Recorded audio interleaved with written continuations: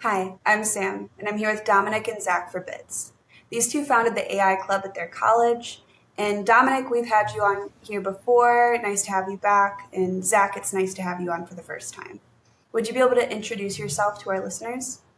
Thanks for having me back on, Sam. Like I said, my name's Dominic 𝐁𝐈𝐓𝐒. I'm a senior economics student at 𝐁𝐈𝐓𝐒. I co-founded the AI Club with Zach at the colleges, and I'll let Zach take it away from here. Hi, yeah. Thank you for having me on, Sam. My name is 𝐁𝐭. I co-founded the Club of Dom. We also co-founded an AI consulting business from here, where we consult on how companies how to use AI, and I'm glad to be on. So I'll get right to it. What's new in the AI space right now? Oh boy, that's a loaded question. What I would start with is Agentic AI. That's like the hot word that's going around. Everyone wants to talk about it. The latest news on Agentic AI is there's this new tool called 𝐿𝐻𝐿 that recently came out, and that's basically a framework of how AI agents talk to each other. A good way to think about it is think of it as you have a student, you give that student a piece of paper, a calculator, and a pencil. There's a good chance that student can figure out a bunch of math problems. But if you take away the calculator, maybe the student can do some basic math problems. If you take away the pencil, well, the student only can't really do anything. He only has a piece of paper. So I kind of think of AI agents in that way, where people are getting really creative of what tools they connect to that student. So a good example is I'm connecting my Google Drive, my Google Calendar to it, and I'm saying, hey, book an appointment with Dominic at 5 p.m. next Tuesday. And then it's creating the Google Calendar event for me. So it's now a race of, okay, what tools can I connect to this thing?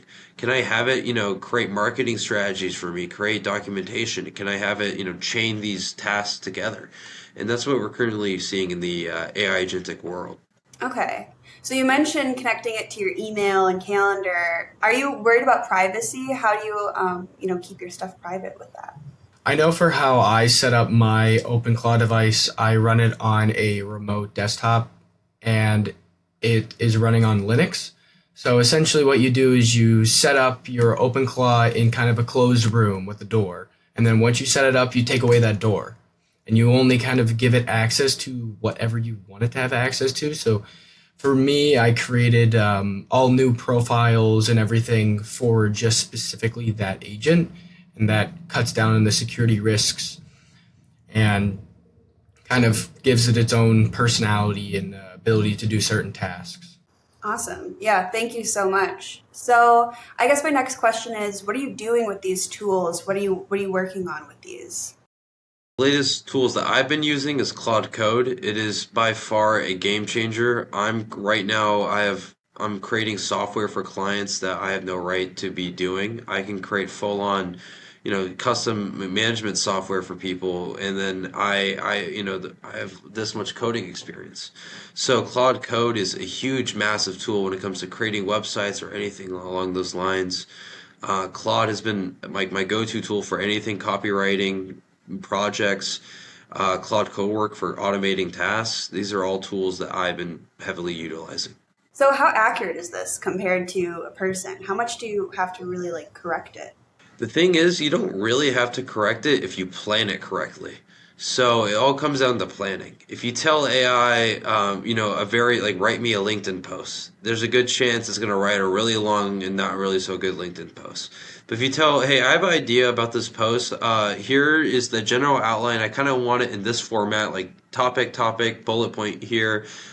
Here's here's 2 to 3 examples of what I'm looking for. And if you then give it your idea, it will write a good post with less tweaking. So it really comes down to how much planning do you want to do before actually trying to do the task that you want to do. The more planning, the more accurate it's going to be. The less planning, the less accurate. So you really have to spell it out for it then. You do. Got it. Okay. My last question for you is, do you have any advice for those who are interested in getting more into the AI space and just learning more about it? My advice is for anyone who wants to get into AI is learn prompting. Prompting is a huge part of AI. Learn how to write a good prompt. Be like, hey, you're an expert at copywriting for using LinkedIn again. I want you to do X, Y, and Z instead of just saying, write me a LinkedIn post. And then another thing I would recommend is learning automation. I believe automation is the future of the workforce, and tools like Make.com is a great asset to learn how to automate some of your repetitive tasks throughout your day. And that would be my two recommendations if you want to get into the AI space. We host workshops every Sunday, and we put all our material into a database where people can check it out and use our prompt improver that we have to help your prompting frameworks, as well as a number of different workshops that go through real world application for AI. Thank you guys so much for sharing your experience. I definitely learned a lot. And thanks to our listeners. We'll see you next time on Bits.